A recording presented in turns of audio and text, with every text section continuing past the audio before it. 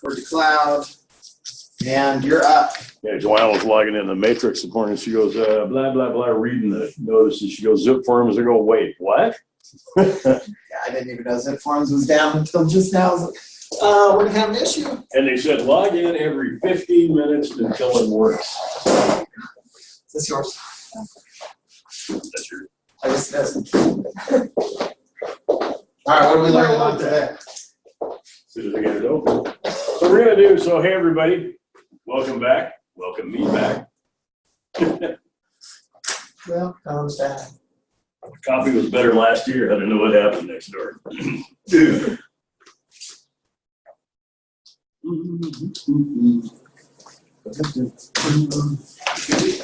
Hang on here a little bit, please. Pretty great. So we got Hey, Linda, who's down. Dave's on there. Dave's sick too.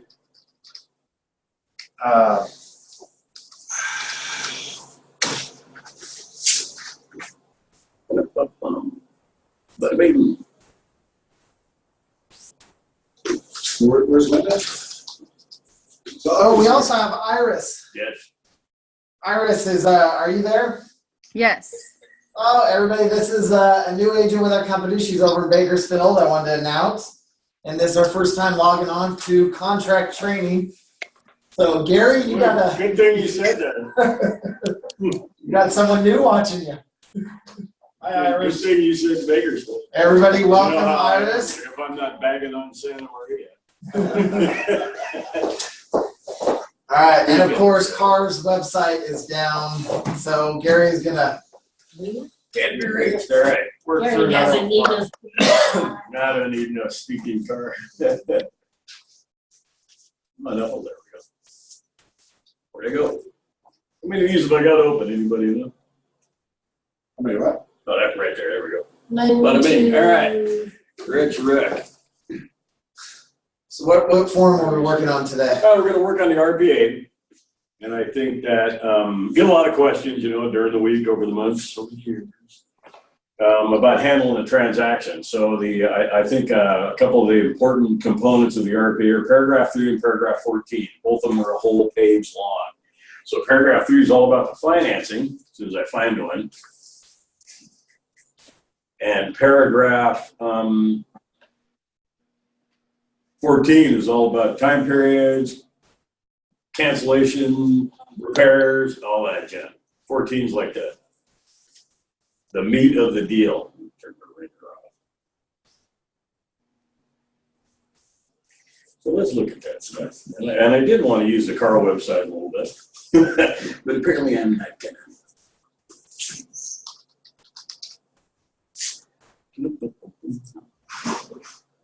Look, I got a 1218, 1217. There's one. There's one. Yeah, I was thinking that as my backup. Hey, Madison. Hi. Hi, Madison. Morning. All right, let's get right down to it. Now, what I wanted to do on the car website was I tried to show you guys last week, 2 weeks ago, a month ago, whenever I was here last, where the new forms are, because we got some new forms. We got, I can't remember how many, a few new forms, 13 revisions or something like that, and a couple of forms got tossed. Now, without saying anything about Santa Maria or Bakersfield, you'd get an offer from somebody and it would have a whole bunch of random forms attached to it, like notice of your supplemental tax bill. Well, that's been in the SBSA for like 5 years. So CAR finally realized, you know, we could stop people by adding too many forms to a transaction if we just took them out. So they took that one and like 2 or 3 other ones and they just threw them away so that no one can like double your workload anymore like they used to. Notice your supplemental tax bill is in the SBSA word for word, and they were making a new form. Megan's Law has been in the contract for I don't know how long. They're still sending the Megan's Law database thing. I think they finally killed it. I don't know if they did or not. I can't remember which ones they threw away, but that's part of the new forms release that happened in December. So if you go into Zipforms on the car side, and you go into your library, and I wish I could show you that over on the right-hand side. I know you guys, everybody but Iris has probably seen it. Maybe Iris saw it or her old company. Brand new agent or no? Oh, yeah, you've probably been there, done that. Over on the right-hand side of the screen in the Zipforms site.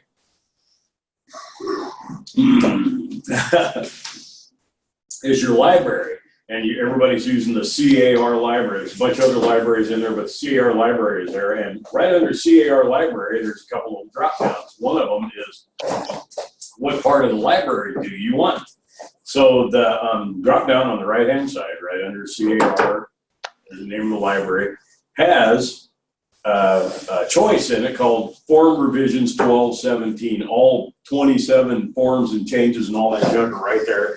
So you can open them up and look at them and get to know them. And then they won't be a surprise when the first time you go to get an addendum to stick in one of your transactions, it wants to know which one you want. That didn't really happen until 2 weeks. So take a minute. So they updated our Look that forms. up. Pardon? They updated our forms. Yep. Yeah, they update the forms generally. They used to do it every 6 months. Now they do it when they feel like it because they're just writing code. They're not printing anymore. Excuse me. Used to be they had to print everything. Can this get even weirder? It can. I just got this offer on one of my listings. This was backup number 2, like offer number 3 or something like that. But it's got everything in it I need that I want to talk to you guys about. The trouble is I wanted to talk a lot about financing, and this is a really clean offer. Some of them, by the time they scan them to you or email them to you, they're freckled up or something from bad copier glass and stuff. This is a clean example. However, it's a cash offer. So I might have to talk through the whole thing. But hey, for bonus points, right there in paragraph 3, the very first thing in paragraph 3 is the initial deposit. 3A, initial deposit. Deposits will be the amount of, how much is the deposit on this contract?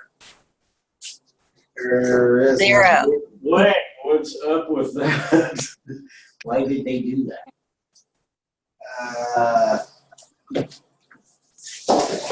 Yeah, it just, so, Because they made a mistake. right?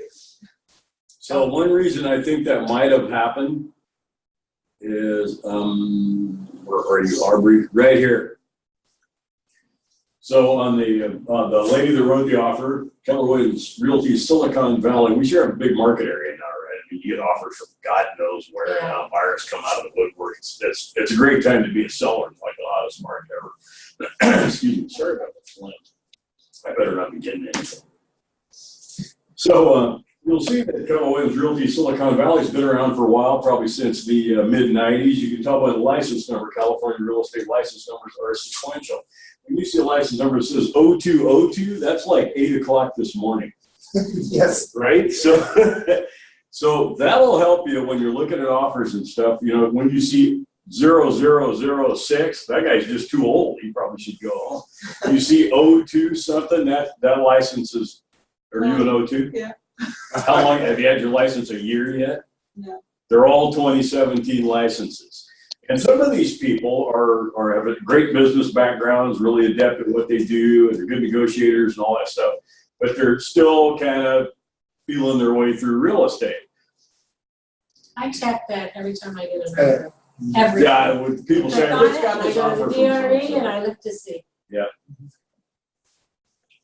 I know the feeling. See if there's ever been any issues with them that's registered. Yeah, I haven't done that.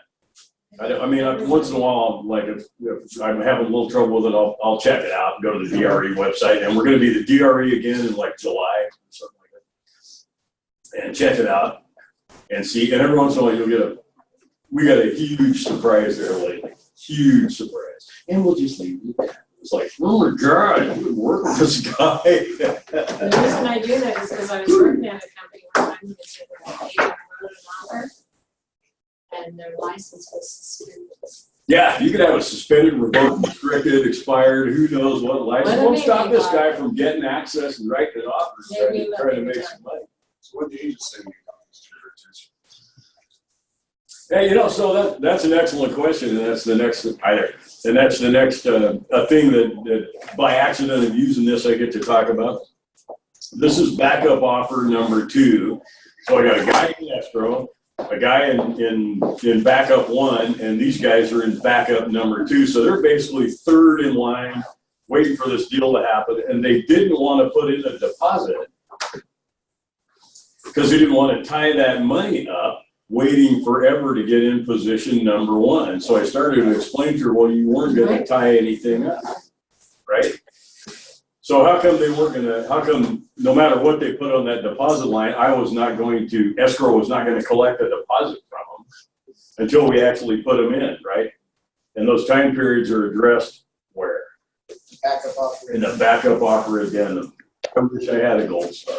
I really do. I'd actually give one to somebody. So the backup offer addendum clearly states that nothing starts until you go into escrow or until you cancel the first position. Yeah, they just rewrote the form now because it used to say, until we cancel the first place guy and then tell you. Now it says we have to cancel the first place guy and everybody else that's in front of you. These guys would have to have 2 cancellations. I have to actually physically send them to them. They have to see the fully executed cancellations. And when they acknowledge receipt of those, then their agreement is in full force and effect. So they made a little extra work, but they made it to where like, okay, there's no question you guys are in number 1. So this agent's logic was, I don't want to give you money because we're in third position. Yeah, we're going to have to give you money and you're going to sit on it. Like, well, where am I going to sit on it? Like, are you guys collecting deposit checks out there? Like, what are you doing? Okay, and that just was lack of education. As far as I know, Because that's not a very used form, is that backup offer addendum. We don't use it that often. I mean, well. Yeah, it depends. I mean, it's just that, the hotter the market is, the more chance you are that you might use it. Okay. Come on. You're very fancy today. Check yourself before you wreck yourself. Gary, I like the suit and tie. Oh, thanks. Yeah. It's been called Drownals because I match. They care if you match in front of the mirror. It's like, you're all drowned up. Wonder where I heard that. You always dress up. Okay. Always dress up for It's contract. contract training, yeah. It's a thing, right? Yeah. When I go to contract training, their attorneys are always dressed up. I don't know if they're just showing off or what they're always dressed up. Mindset. Mindset, yeah. That's what, if you ask Hal Swayze, he'll tell you he wears a suit to work every day. He doesn't leave the office. He sits in his tower up there making phone calls while Lindsay and everybody else does all of his work. That guy's in a suit because he's just getting his head right. And it's like, yeah, you're talking to a guy that really has a lot of confidence and wherewithal and professional demeanor and all that kind of stuff. Yeah. Yeah, it's for me as much as it is for you. Okay. So, and there was one other thing I wanted to, speaking of opening escrow and closing escrow and all, I woke up this morning, guys, it's probably happened to you, especially if you've been in real estate where you wake up, you're like, shit. So, yesterday, we're supposed to close escrow on something I'm in about 2.5 weeks. So yesterday, also complicated by the fact the First American title wasn't open yesterday. What the hell? So anyway, the buyer's agent says, oh, hey, and it's her dad is the buyer. Oh, hey, my dad's going to take his money in. We're not even ready. My seller's on a boat. We haven't signed anything because we're 2.5 weeks out. I said, all right, I got this. Like, that's great. I mean, never leave them out there when, never turn down money, never leave them out there when, to just percolate. If you can get them closed, just wrap them. I said, oh, that's awesome. She goes, yeah, because my dad's leaving town like tomorrow, and he's gone. Bye, gone. Got to sign everything. Nobody's done anything yet. We've only been in escrow for like a week. So he's going to do it. So this morning I wake up and she's an 02, probably 02, 03, like brand spanking new. This is her second deal ever. She's only in it because her dad's buying one of my listings. And I said, isn't your daughter an agent? So I pulled her into the deal so she's getting her half. They weren't even conscious of the girl that works at Farm Supply that actually has real estate. It's all kind of a karma thing. It's all good. I have a lot of traction with this girl now. So I wake up this morning and I'm thinking, okay, I got a stone cold rookie on the other side. I got a guy that's kind of a mover and a shaker, but he doesn't do a lot of real estate. He does other stuff. I woke up this morning going, crap, he's going to write a check. Because I told my guys, everybody go sign all your stuff. We're probably closing Thursday, Friday at the latest. Is there a problem with closing Thursday or Friday at the latest? Big Dave goes in there and writes a check. Yeah. Right? Big day problem. Yep. $250,000 check, you know, like, yeah, hey, thanks for the check. Everybody just go home and see you in a couple of weeks. Es que no fui a la clase, aquí estoy atendiendo en la clase de la oficina. We're gonna meet you. Hi, Noemi. Hello, how are you? Bien, ¿y tú? Muy bien, gracias. No pude ir. That's all I got. That's all I got. Stop. My mom taught me to say poquito nomás every time somebody said, do you speak Spanish? All right, there you go. You're muted. All right, on to the next No, one. I'm muted. Nobody can hear me either. Awesome. Nice to see you there, Noemi, or hear you there. Translate you there. Whatever it is. Okay, so deposit on number 2. So deposit, yeah, 3A. So we're in paragraph 3A. So no deposits. Then we're talking about taking the check to escrow because I'm not doing a little fill here in case the website comes up. Did they not do the deposit because they were going to pay cash? They didn't do the deposit. because Yeah, you just got here, right? Because it's a because it's a backup offer, and also because there's no loan in place. But then it throws me off that they're going to reserve the right for financing. Yeah, you can do that. I mean, yeah, we can. You know, I'm glad that's in paragraph 3. There's some stuff in here that's brings up a lot of other paragraphs. It's good. It's this is not a bad one to work on. They didn't bring a deposit because they didn't think they needed one. But so to go down that road a little bit, and we are in paragraph 3, so that's a good place for us. And just leave Dave Kirk out there for a minute with his 250, and I'll finish that story. Do I need a deposit to create a transaction? I do not. I need 4 things to make a contract. One of them is not earnest money deposit. It's consideration. Well, the 500 G's down on the bottom line is the consideration.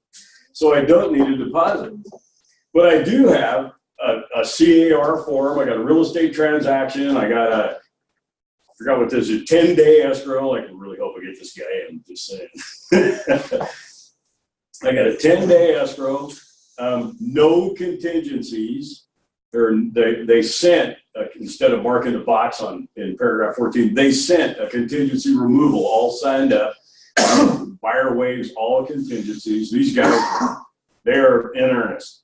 Until they found out they were going to move in the first place and they got nervous, but that's a whole nother story. Okay, so that what you're relating to is to this contract. This right? contract right here, no, all 10 days, all cash, You no have a contingency. contingency in it. You reserve the right to finance. He reserves the right to finance, but yeah, we're going to get to that because that's it. That to me, that and it's probably arguable. It harkens back to the buyer stated financing thing. The buyer stated financing thing, and this is cash. You can go get some financing if you want to. I can't stop you, but I don't have to. You don't get any contingencies or anything because of it. You can go borrow the money and get it there in 10 days if that's what you're going to do. But if not, you're in breach because you got no contingencies at all. So now that brings me, kind of circles me back to, and thanks for the circle, to I probably ought to really have a deposit in there, right? These guys still could breach. And if they breach, what do I tell my seller? Man, wish that would have worked. What do we get? Nothing? How come? Because I forgot to ask them for a deposit? Yeah, so that better not be anybody I know. Right? Now, we do get a little starry-eyed when we see no loan and it's all cash and all that stuff, but while a deposit is not necessary to create a contract, these contracts basically don't work without them. And what will happen more often than not, let's see if they did it, because I can't, is this fully executed? No, this is the one I got from it. This is not after my tweaking.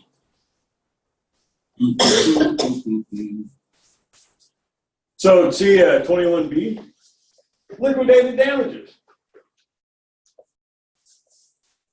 If buyer fails to complete the purchase because of buyer's default, which could happen, right? Seller shall retain the deposit actually paid. Oh, thanks for nothing. right? That's right. So you put in no deposit. Every time they put in no deposit, because either they don't know what they're doing or they get confused somewhere along the line, or it's VA and the guy only has like $1 and he really wanted coffee and they just don't have any money, they always sign liquidated damages. Why? You don't have a freaking deposit. How's that gonna work? Every time. So we are fixing this up a little bit. So we got to paragraph 3B, and it goes all the way to like M. So back to Dave Kirk and taking his money into escrow. So when it's, and I guess poor old Brenda, I'm really beating her up on this 0202 license thing. And she's a great kid. And she keeps saying, crap, I never thought about that. Like every time I ask her something, crap, I never thought about that. Like, where do you work? Who's helping Probably you? ought to just move. Because I am not training the rest of this freaking board for nothing. I'll tell you what, either show up in class. We're going to be done talking after this. Now, her broker is stoked, just stoked. Because I'm mentoring his agent for nothing. So anyway, she goes, so let's see, Dad's got $2,500 in there already. And I said, whoa, stop right there. You think he only has to bring in $250 total, right? This $250 land deal. He said. She goes, yeah. I go, just think, because I know we've talked about it, because we went over the prelim and all this stuff already, and just mentored the daylights out of it. She's like, oh, prorations. Right, it's going to be some random number, like $252,312.09. That's what he's got to bring in, take the $2,500 out of that. So everybody just stop a minute. When Kelly LeMay actually shows up at 8, she's going to have to figure out how much money he's got to bring in and all that kind of stuff. And then your dad can put his deal in motion and go back to that email that I sent you that said escrow needs. What does escrow need for when you're going to take money into escrow? There's 3 ways that they like to receive that money so that they don't have to float somebody's check for like 2 weeks. Does anybody know what those 3 are? Wire transfer, Wire transfer, cashier's check. cashier's check. Money order. Yeah, we'll just say money, certified check. Certified. I think a money order does it. No, right? No, Yeah. I don't know Cash. if it does. It has to be a Cash, certified. yeah. Well, No, yeah, they cash. don't You take kind of it. got to It's watch like the that. cash Yeah. thing. Yeah, because we've had They're them do really that. worried about taking cash. Because there's like, you know, the Accountability. whole cannabis industry now is like this whole cash thing. The title companies and the banks and everybody going, just no, we Yeah. will not be involved. Leave me alone. It's gotta be a certified check. cashier's This check. is not the first time we've ever had dope money in an escrow, right? So if you go back 20 years, you guys used to have to bring in money in $90,000 increments and a bunch of weird crap like that. So yeah, cash is not our actually preferred medium of exchange. Even when you go to Target, they don't want to see what a $100 bill is. See it, you know, with a card. Personal check. Personal check. So I missed the first part of the conversation. Oh, but that opens up so much. Well, Because they had a delay on the personal check will work to, this is to close an escrow, not for the initial deposit, because I know we're bouncing back and forth from one end of this deal to the other. But if you take a personal check in there, they will float it for an ungodly amount of time. So when you fund an escrow with a personal check, it better not be closing for about 2 weeks. Because the best they can do is about a week or 10 days, according to what escrow. And then for the new people, you always want to remind your people when they write a check to open earnest money deposit. If they're going to write a check for earnest money deposit when they go to escrow, make sure that they realize that the account that they write that off has to be verified through the lender in escrow. Okay, it's happened to me before. And then you get ready to close and they're like, oh, wait a minute, we never verified this account and we've just got verification of your earnest money deposit from escrow. The lender says, I don't know what this account is. Oh, well, I hardly use that account. There's some money sitting in it and we don't use it. And now everything is stopped and now we have a delay in closing. Okay? So, That's happened. Non-disclosure, you didn't Our disclose. website. So how long, car website's up? Good, thank you. So how long do you have to get the earnest money deposit in? Because you should know in how many days? Whatever What the kind of day? contract says. 3 days after 3 days. acceptance. 3 Business. business days, 3 business days, because escrow is only open on business day. So I would have counted Tuesday, like for sure. First America was not home. Like, what are you doing? Yeah, you probably ought to know what's going on with that thing in 3 days. And the lender, who the hell kind of lender is that? Like, get on top of your stuff. What are you thinking? But it could happen. And I've seen them bounce. That's the other thing you gotta tell your people when they go like, oh, so here's They Here's are my going to check. cash that check. Here's my check, I'm not touching it, you don't hand me that check, oh my God, you take that down to escrow, but you need to know it's going right in the bank. Right. They're hitting your account about the time you get back to the car, just saying. We don't We take won't. checks. No. We don't even take them to make a copy of them. We just tell our client to take them to escrow. If you touch a check, then you need to call Kristen and there's a whole tracking that needs to happen. Even if you take it to the copy machine to make a copy to bring it back, we have to log that. So just, we don't take checks at all. It makes it so much easier. Happy to do it. Don't even get in habit. Yeah, it's 3 days after you open escrow. Yeah, 2010, that's been what, 8 years now, they changed the contract. We used to have to take them, the name of the contract, does anybody know what the old name of that form used to be? Residential purchase agreement and receipt for deposit. We used to call them deposit receipts. We didn't even call them contracts. And then we got in trouble a couple of times in the 80s and 90s where people would you'd write an offer for somebody and they'd have a $5,000 deposit right on the deposit line there. Well, you just received it. They didn't necessarily even give it to you. You just gave them a receipt for $5,000. They've come back and wanted the $5,000, some of these sharp guys. I know there was a builder in town that did that a couple of times, tried to get deposits that he never paid back. He's gone. Karma. Yep. So yeah, fortunately they rewrote the contract where we can tell the clients, hey, yeah, we used to do that, we don't do it. All right. So in First American's defense, after I bagged on them all morning for being closed yesterday, it only took Kelly about 15 minutes to get that whole thing wrapped up, headed the right way, sent Dave Kirk back to the bank to get a cashier's check. So And they don't want to do that typically because it costs them money, but We're all it sure good. protects you. speaking from being closed So up. what's the third method? Cashier's check. Through cashier's Wire. check, Certified wire check. cashier's check, certified check. Certified. Yep, California Good Funds, which is, you'll see the shoes on the other foot the first time you get like a really big, I think another term for big A, really big commission check. Your bank will do the same thing to you unless you're using an account with a ton of money in it. You walk in there with your first $100,000 commission check, they'll give you $200 and pat you on the head and go see you in a week for $5,000. See you in another week for the rest. Oh my God, those are good funds. I could close an escrow with that. You cannot float that check. That's an escrow check. Try me. That's very disappointing. Yeah, it's really disheartening. That's because it's always important to explain to your sellers, if you do not have the funds wired to an account, you can have up to 14 to 17 delay of your money. They think they're gonna have, especially if it's $500,000-$600,000, they think they're gonna have cash. It is not that way. And it's whenever your bank decides to release the hold. Well, actually, I just said, No, there's we no other option. get paid You're a wired. fair amount of money for this.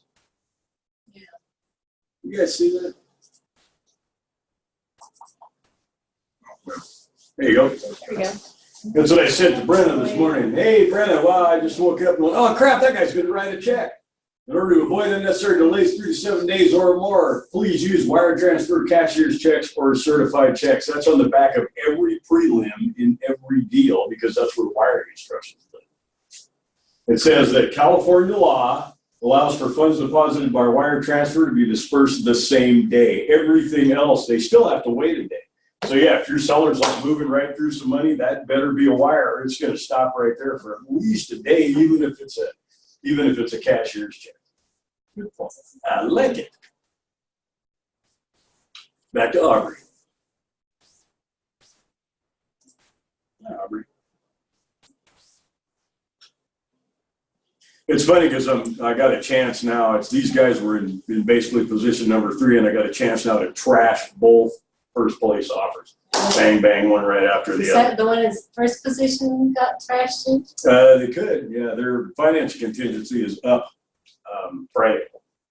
And they're doing an FHA 203K, and their agent is freaked out because they were going to go without a financing contingency. He goes, I tell you, you're crazy. This ain't no walk in the park. So this guy, So I tell these guys yesterday, hey, kind of get it together. I may be looking to you guys by Friday afternoon to just move in and wrap this up in 10 days like you said you were gonna. Because I got this email all about, hey, we're hoping that, this all cash and all that stuff really, motivates you to help us get in first. Like, I can do it by the end of this week. And the guy's like, wait a minute.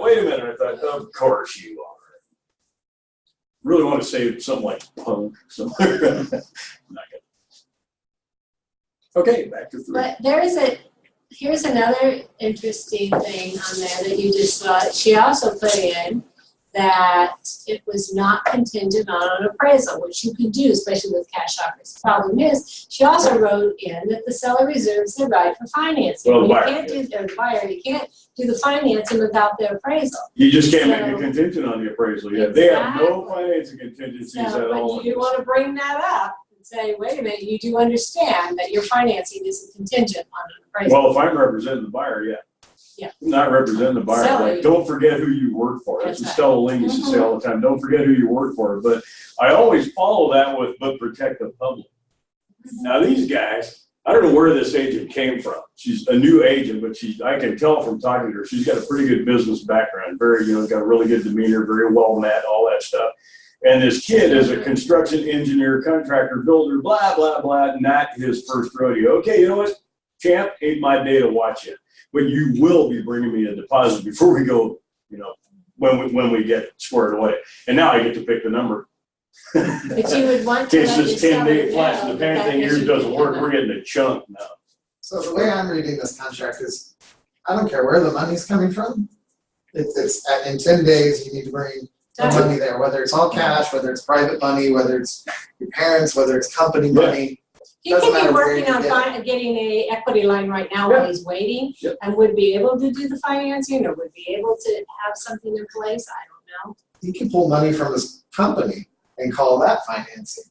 Yeah, And yeah, I'm actually working with a union, what do they call them? Local, where they're gonna buy a building, and the union is gonna finance it, so it's a cash deal. Now, is that considered non-disclosure by not telling us where the money's coming from, or by putting it Yeah, all like I cash? say, it's like, okay, that's why I need a deposit, because whatever you guys are up to in 10 days, you either owe me all that money that we finally settle on, or you owe me your deposit. That zero ain't gonna cut it. Gotcha. You can't make them close, but you can take the penalty for breach. Did they send the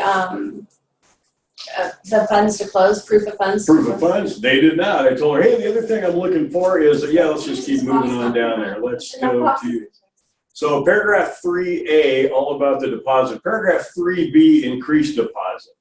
That, like I said, backup offer form is kind of unusual, sort of. Increased deposit is really unusual. You're not gonna see that in a residential deal very often. But because I've seen people put stuff on that line that just doesn't belong. It just doesn't belong. What are you doing? Like they'll put the rest of the down payment there or something like that. So an increased deposit is basically like more earnest money. I'll give you 10 grand when the escrow opens, and then when I waive my contingencies just to show you how cool I am, I'll bump it another 10 or something like that. That would be an increased deposit. And it's pretty unusual, I think, in a residential deal. That's more like commercial stuff where they're buying and selling time and contract and all that junk. And then the residential 1 to 4 laws don't apply to the commercial guys the same way, agency and all that stuff different. I've used it for a request for repair. It's the only time I've ever used it. If they asked me to do repairs, and then I responded and said, the repairs are $10,000, our deposit's only $3,000. When we release the contingency, yes, we'll agree to the deposit, or we'll agree to the repairs if you increase the deposit to the amount of the repairs. That way, if you back out, you've already given a commitment, my clients come out of pocket, if you back out, I want that money back to pay the vendors. Mm-hmm. That's the Yeah, only it time could I work do into that. It could work in something like that. But you're still not going to see it on this line unless you're writing that offer. On the request for repair, other increase the deposit, item number 3B to be included in the contract, increase deposit by Which $5,000. should generate another form. Anybody know what that form is? And Increase then the to bring it into the. Because see, the buyer doesn't even, or seller doesn't even have to respond to the request for repair. But that was So your then seller's, you go up because on you're the- representing the seller in your example. But you would still do an addendum to bring that all in and tie it in. Well, Well, we the don't- request we for don't repairs, start- it'll work as the addendum. Now, we talk about it a lot where the request for repairs is basically what happens in the request for repairs stays in the request for repairs. We generate, we like the attorneys say, reduce it to writing in an addendum so escrow and everybody knows what we want them to know about what's going on, what they care about, what's going on, and the lender and all those guys. So you want to make your agreement, boil it down, and then turn that in. But there's another form where you can't get that increased deposit without it. It's called the RID, the receipt for increased deposit. It actually ties the increased deposit to the liquidated damages clause to where now if they breach, because basically you're just telling them, okay, if I do those repairs and you guys bail, you owe me the money for the repairs. I mean, you could do that. That's one way to do it. You can set that whole thing up and make it that way. If you're going to increase the deposit, you don't have any rights to that money, A, unless they breach, and B, without the RID tying it to the liquidated damages clause. Another form you're like, never going to see. But it says, I think it says right there, That's a good. where am I? Increased deposit, yeah, 3B. Buyer shall deposit with escrow holder and increased deposit, so we're making a deposit out of it. In this example, we're making a deposit out of it, 3B. If the parties agree to liquidated damages in this agreement, they also agree to incorporate the increased deposit into the liquidated damages amount in a separate liquidated damages clause, CAR form RID. And in the liquidated damages clause, it says the same thing. If you change the deposit that's on the face of this contract, you got to do this other form, which is just mechanics. But then you're all shored up. You got your levy in place. You got your finger in the dike. And that's an RID? RID, yeah, receipt for increased deposit. So anytime that there is some sort of clause that you're changing on the purchase contract, there's always going to be a There's probably a CAR form, or, it's going to tell you what form. Yeah, it'll say right in there. Yeah, they've done it pretty good, which is why the dang thing's 12 pages now. Because you keep going, hey, if this, then that, which is good. I mean, they're trying to, Neil Cahill and all those guys are trying to outthink us is what they're trying to do. And that's also why it says in 3E, additional financing terms, buyer reserves the right to. So there's only 2 lines there. They do not want you compose it. They do not. They said, we'll write this stuff. And then when you want to extend your listing agreement or something, we have a form, don't write on it. Just fill in the blanks. We took care of the language. Extension of time addendum, don't write on it. We just fill in the blanks. We took care of the language. They're real big about, these things need to stand up in court and we have to be able to win, or we hope we are. And how often do we see an addendum coming through for all this crap that an agent has given you 2 paragraphs on? Probably any halfway decent attorneys will break that. Yep. Well, and that's like, if you're going to just have stuff written up, attorneys don't have to use these forms, right? And they often won't. I have talked them into it a time or two, telling me, I think in the spirit of this transaction, you should use my forms. You're going to put one form in 900 pages that now CAR won't stand behind. I'm not legally held to know anything about that junk you just wrote. It's like, you're kind of messing up my deal. Do you mind just putting it on one of my addendums? And then even I am held at least partially liable to understanding that you have amended my contract. So some of them they'll use every once in a while, not very often. They'll take the RPA and blow it out over 35 pages of plain bond and quote it verbatim, which I just think you're just charging the guy by the hour. But anyway, so took care of increased deposit. 3C, all cash offer. That's kind of an important one there while we're in paragraph 3 with financing. No loan is needed to purchase the property. They check the box, right? You get one if you want, but it's just like, you said you didn't need one, so I guess that's not my problem. Well, from the listing agent side, right? No loans needed to purchase the property. The offer is not contingent on buyer obtaining a loan. It says it twice, right in the first 2 lines there. Written verification of sufficient funds to close this transaction, and it's all caps, is attached. So I had to email her back going, I probably don't know how to email, but I can't seem to find your proof of funds that was apparently attached according to the checkbox. You got real quiet for about 2 days. I'm still waiting. But I'm ready to go with these guys like Friday, like, come on. I mean, I'd love to be in a 10-day escrow instead of a 60-day 203K. I really do. And my bills are going to be coming in the interim, just saying. So all good with that. If you check that box, you have to attach the proof of funds, or you got to check another box that says, hey, within 3 days after acceptance, which could be 2 months of a backup offer, then we'll deliver to you such verification.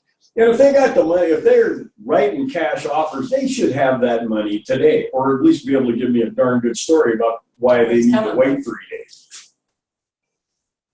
All right. So now into loan stuff. So paragraph 3D. First loan, second loan, FHA, VA are the subparagraphs in 3D there, right? So first loan. So what's let's see, we could have some people with some lending experience. So what do they mean by first loan? Then home first deed trust. First position, right? You're going to be first. The first person, the second backup offer, and the third backup. Right. That's an excellent analogy, because the third backup offer's chances of doing anything are subject to the actions of the first two, right? So back in the short sale days and stuff, or in when I used to do all the beneficial California Inks, REOs, and I didn't understand why in 1992 everybody was trying to get that business away from me. I thought, these houses are crap. They're driving me nuts. Why do you want this? It was like 5 listings a month for a while there. I caught on after a while. I had a friend that worked at Beneficial, just feeding me out. But they were in third position every time they took one back.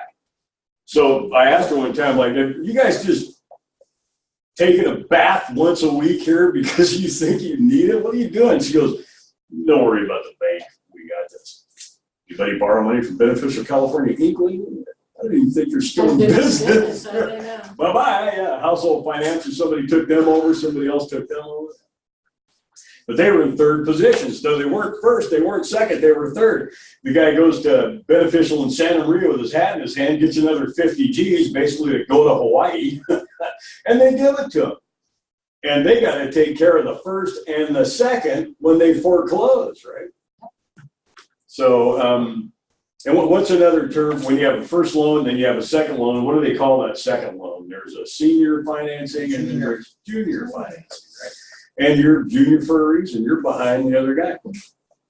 Now, you guys probably haven't used that second loan box in quite a while, because we just, with 3.5% or 4% interest and all that kind of stuff, we just haven't needed second trustees. We got no money down. We got 3% down. We got 3.5% down. We just don't need that 20% down coming in. Back 20 years ago. You actually do use that. We're just not trained to mark that box very well, because there's a lot of 80-20 or 80-10 loans, 80-15s, 580-15, right? 5s. A lot of financing. When you get into your buyer's financing, they don't have 20% down. Yeah. If you don't have 20% down, then that second box should be marked. If you're getting 2 loans. And even if it's like some kind of silent second with the county or something like that, I'm all for checking that box, because it's the truth. Silent second doesn't mean they didn't record it. Yeah. So the first loan and the second loan, just like Nancy was just saying, and I told everybody 10 years ago, I said, you wait, in 10 years we'll be back to the 580-15 and the 80-10-10 and the stated income, because we never learned crap. We just wanted that. So 580-15, 80-10-10 is a 10% down payment from the buyer, an 80% bank loan in the middle, and a 10% second loan in favor of the seller on the back end. The 580-15 is the same thing, 5% from the buyer, 15% from the seller, to keep the bank at an 80% LTV. Stars for know what LTV means, loan to value. This guy, we're gonna tie in everything. Look at that crap. Take after you. I almost came with glasses and a mustache. Right, rock a mustache. Yeah, I should have grown a beard. I could have done it by 10. Yeah, just saying. So back to work. So let's assume that it is an 10-10. 80-10-10, okay. So let's assume on the 500,000, it's an 80-10-10. What Oh, I would can't go- write on this, can I? No, Damn it. what would go in line 1? If it's an 80-10-10, Okay, what would go in line 1? so 80-10-10, that's not, when we say that, that's not in order, right? 580-15, when we say that, it's in order. So 80-10-10, the lender, like when Kay Shishido told me, don't worry about the bank, the lender's gonna be in first. Everybody else in the world can be in second. The lender's gonna go, I'm behind only the IRS. That's it. I'm in front of everybody else. Any tax collecting entity it can trump my hand, but other than that, it's like, hey, you guys got to deal with me like until I'm paid off.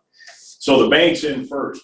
So if I have an 80-10-10, that means I got 10% from the buyer, 10% from the seller, basically what it means, and 80% from the bank in first position.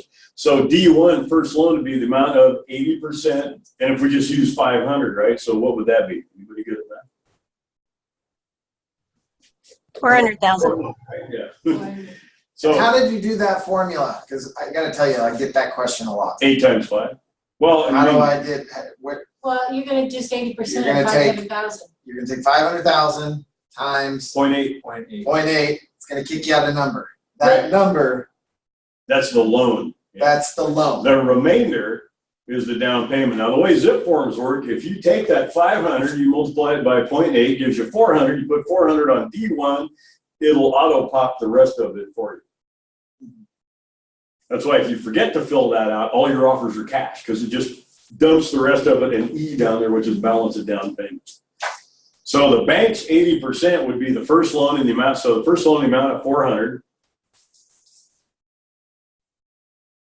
Buyer's got some money. Our buyer's got 50 Yeah. G's. Somewhere. First loan, the amount of 400,000, and this loan will be conventional financing. Is the very next part of that, and it is. Those 80-10-10s are conventionals. They're not FHAs, they're not VAs, or all the ones I know of are conventionals. And conventional means Fannie Mae, Freddie Mac conforming stuff. Basically, the government is not, FHA and VA is not involved. Pretty much everything else is conventional. There's probably an exception, but I'm a real estate agent. That's all I have to know. Right? You need a working knowledge, but you don't need to be able to quote chapter and verse from the pulpit all day long. You just have to kind of be able to keep everybody out of trouble. First loan, the amount of 400, the loan will be conventional financing, blah, blah, blah. Oh, assumed financing, I forgot all about that. Let's just forget about that. This loan shall be at a fixed rate not to exceed, and I've had people tell me right in, best available, leave it blank, all that stuff. And I always teach, don't fill that in. So, and the lender knows what the heck rate you're getting on that 80% loan right there. They're going, yeah, it's that program, that's 3.85. So I'll like drop a 4 in there in case things change a little bit. Then my buyer could probably still survive it. But if it goes over 4 and my buyer wants to still buy it and it still works, that's okay. If it goes over 4, my buyer could get out. So who knows? We got another 9/11 or something, rates go to 7. Like, you can't buy it now, and no one can make you buy it because you put that 4 in there to protect it from the 7. If you left it blank, you're going to be in a bit of a fight. Got a comment on that? Or just... Oh, no, just sorry, just taking a deep breath. Oh, okay, yeah. Blink. I'm pregnant, so I'm constantly having out of breath, so. So your loan, Would blink. sorry, David. Does your loan contingency supersede that paragraph? Yes. Oh, I think it does because you're signing off that all of my financing. Is I'm in order. sorry. I released my contingencies, all my contingencies, and then the rates shot up. Is my buyer projected? Did you release all your I contingencies? sure did. And then the Why rates did you went do up that? because I was past my 17 days and they were And asking you got for a it. notice to perform? And I got nervous, and so I just Okay, gave yeah. it. So let's not get nervous when we're representing our people. If we're not ready, Do don't you see what I'm freaking do saying? it. But let's Not talk good. about, let's hit on that. Let's say that was filled in. Can we still protect our buyer with that? If the contingencies were removed? I think it would be a losing battle. I think I waiving think all your so, but contingencies, if you waive like any and all and stuff, I hate that even worse. But I'm gonna agree with you on that, and I'm gonna actually make a phone call later. Yeah. And then, I don't know if you guys have ever called CR Legal, the way you ask them the question is the way you get the answer, so you gotta if you lead the witness, they'll tell you what you want, and you gotta be really careful not to lead the witness. wouldn't it be of our job, if we're releasing our contingencies, to verify that the They're lock has been raised, I that the always rate has do. been locked, like, all this stuff has been in order, because once we release that contingency, it means that our due diligence is done with financing. Your deposit is at risk is what that means, right? So your buyer has to know, it's like, okay, like you're getting some heat for some reason, like I'm gonna do it Friday. If I can get this, everybody in that backup offer squared away, I'm bouncing them on the loan contingency. And I know the buyer told me once already, that he was gonna waive that loan contingency the day they started, and his agent put his foot down and said, no, you're not, that's just not good business, and Gary's okay. I'm like, what are you thinking? Okay, Friday, I'm not so okay with it anymore, you know? Yeah. Friday, I'm like, I'm just saying, I mean, you're a really nice guy, but if you got the 600 G's, just saying, because Blake over here does, beat it.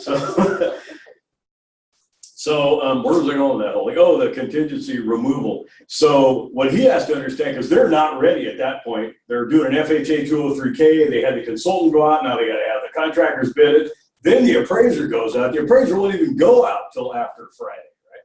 So these guys, if they're waiving their loan contingency, they just basically put up their money. They said, we'll gamble whatever I got out of them, probably 15 grand on the 600 deal. We'll gamble that we're going to make it. Because, you're going to lose it. Because that's the last contingency they have left in their entire deal is that loan in this particular transaction. So that's basically what they got to understand.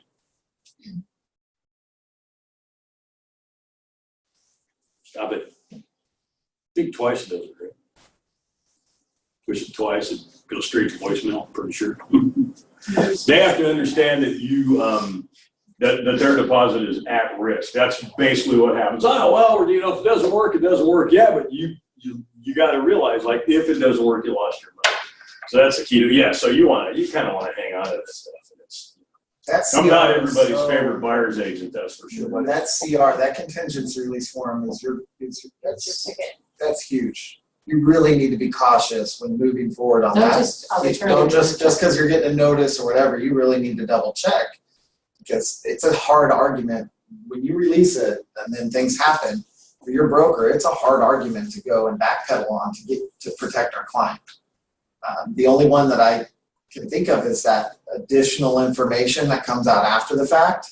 Then I can use my 5 days or 3 days or whatever to start backpedaling that this is new information.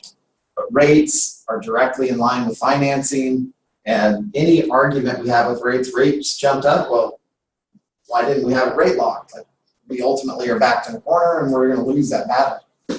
Well, that's why you should have the conversation with the lender and get it in writing if they're ready for you to release the loan contingency.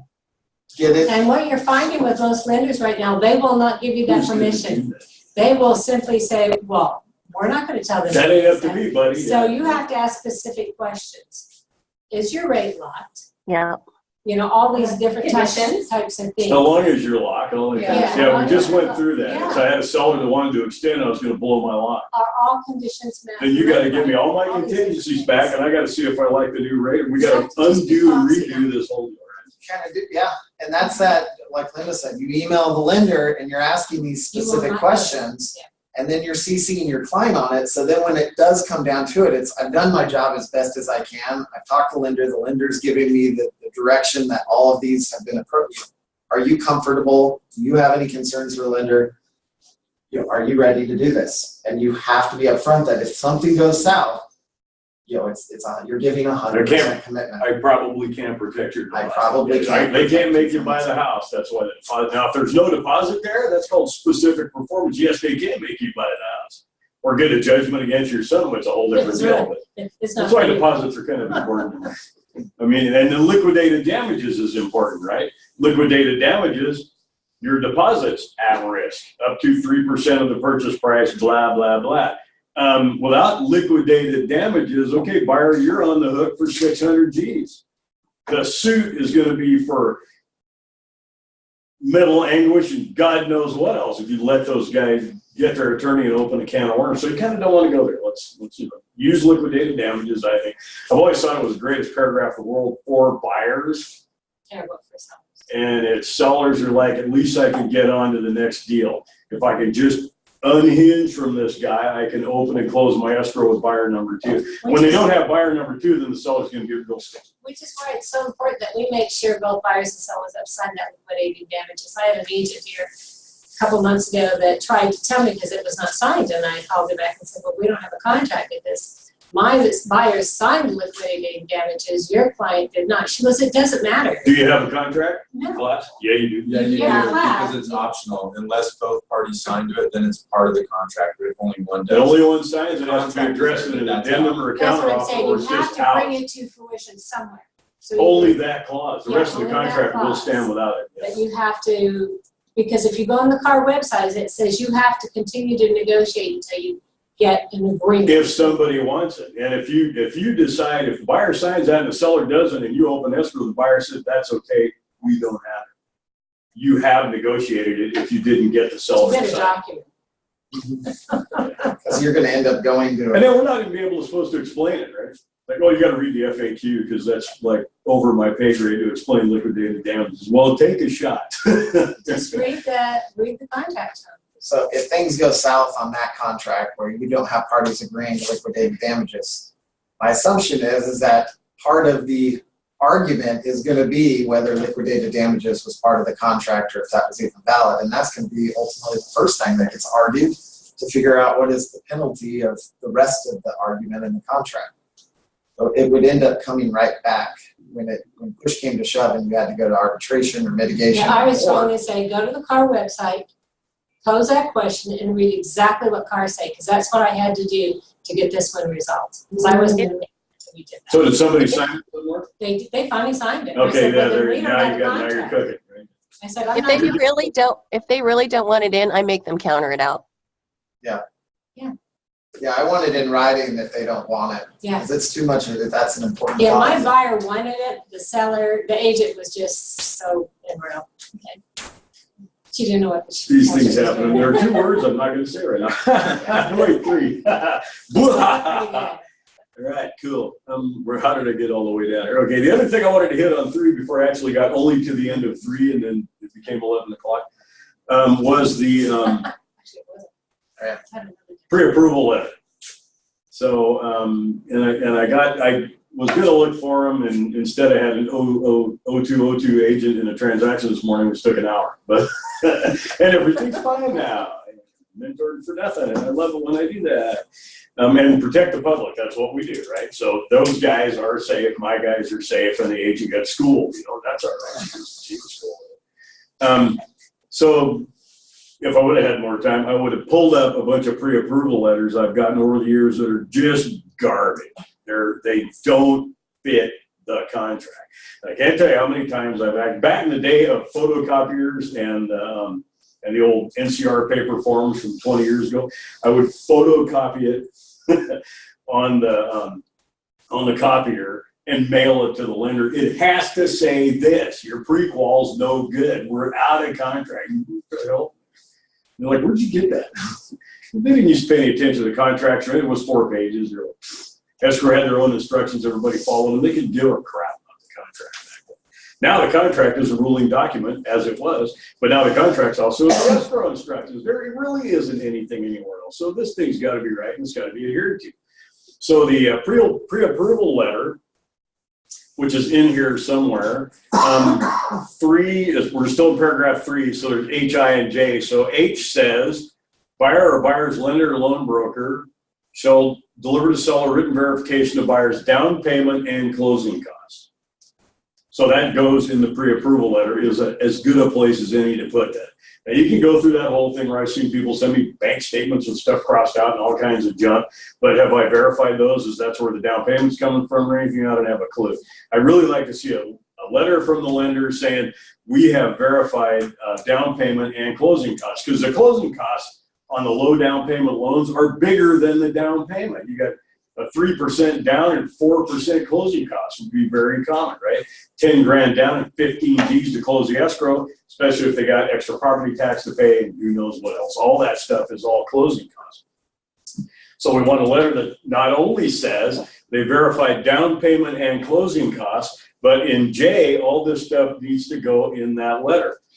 Buyer shall deliver to seller a letter from buyer's lender or loan broker stating that based on a review of buyer's written application and credit report, and also that that they have a loan app. They need to have actually got a, what do you call this, 1003, got a loan app, reviewed the credit, verified the down payment and closing costs, verified all the cash to close, or that letter's no good. It doesn't fit the contract. And you get so many letters that say, yeah, we talked to them and they're like so nice. Your friend crap loan broker. Santa Maria. Out of the mouths of babes.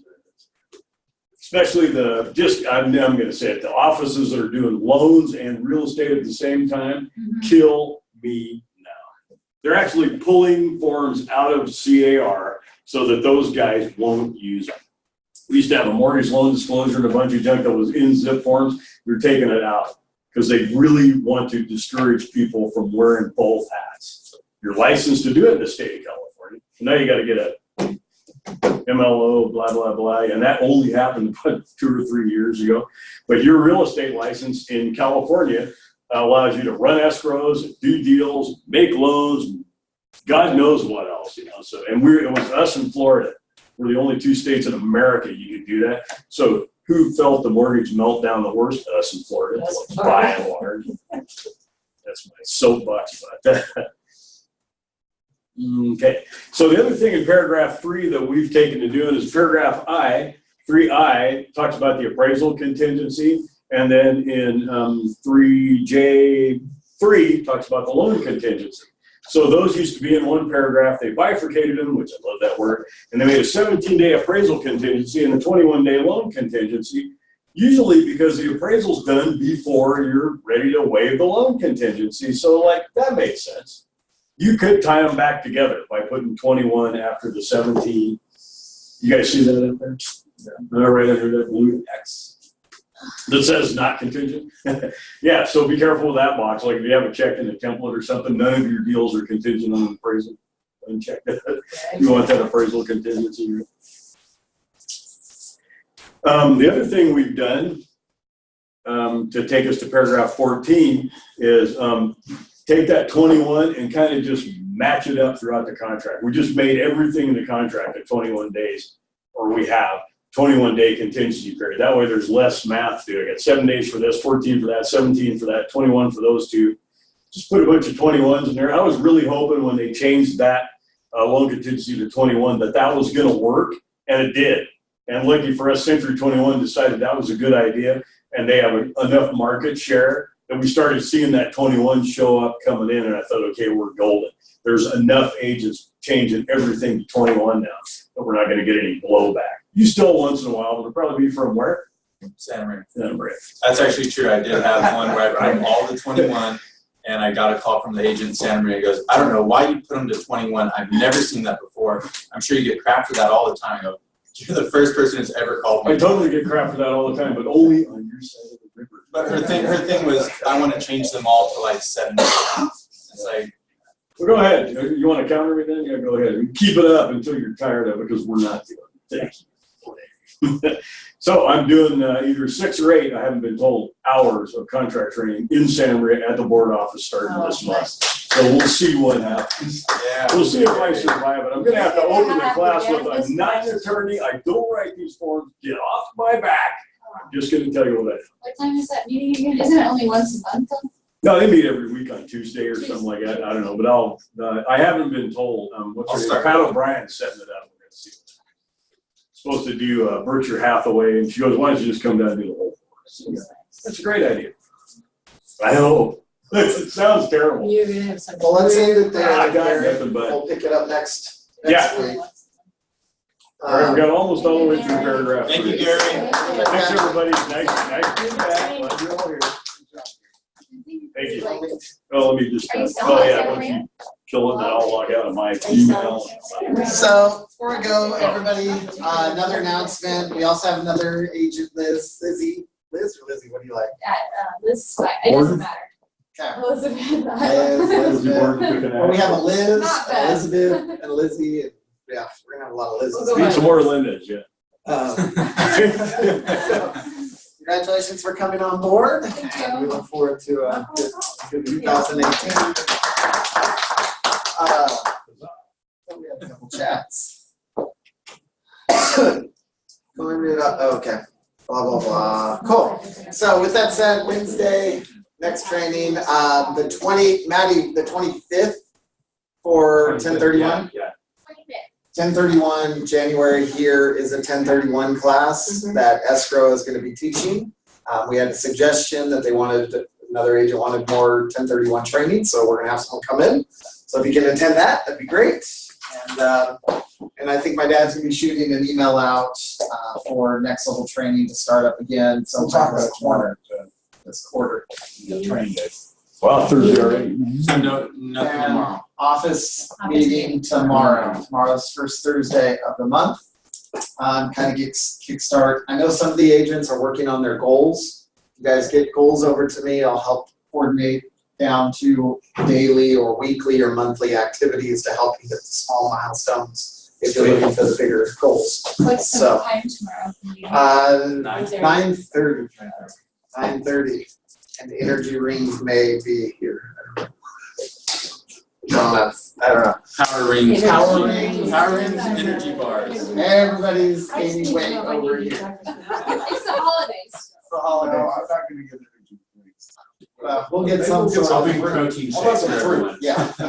But it is the first of the year, so focus on its goal setting time to figure out what you're wanting to achieve in 2018. And it's great to think the big idea, but then bring it back all the way to the smaller activities that need to get to that, so you can see the light at the end of the tunnel a lot quicker. With that said, that's it. Let's go get an escrow. So I'm letting them grow. You're shut, no? I didn't know if you still talk to Mike.